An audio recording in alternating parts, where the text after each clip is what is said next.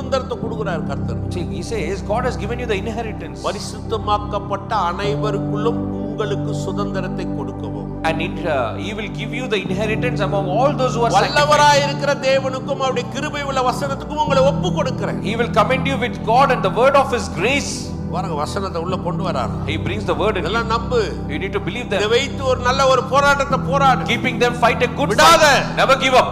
ஒவ்வொரு நாளும் எழுந்திருங்க. Each and every day stand up. இதை விட்டு கொடுத்துறாதீங்க. Never give up on it. இது எல்லாம் உங்களுக்குரியது. Everything belongs to us. கர்த்தர் உங்களை கனத்தோட மகிமையோட வைக்க விரும்புகிறார். God wants to keep you in honor and glory. பலத்தோட சுகத்தோட வைக்க With விரும்புகிறார். strength and health. உங்களுக்கு வல்லமையை தர விரும்புகிறார். He wants to give us the power. ஐஸ்வரியத்தை தர விரும்புகிறார். Give us the riches. ஆசீர்வதிக்க He விரும்புகிறார். wants to bless us. எல்லாம் உங்களுக்குரியது. Everything we possess. எல்லா வசனத்திலே பவுல் சொல்றார் உங்களை ஒப்பு கொடுக்கிறேன். Paul says we need to commit it to you. எத்தனை பேர் விசுவாசிக்கிறீங்க? How many of you believe this? விசுவாசிக்கிறவங்க மட்டும். Only those who believe.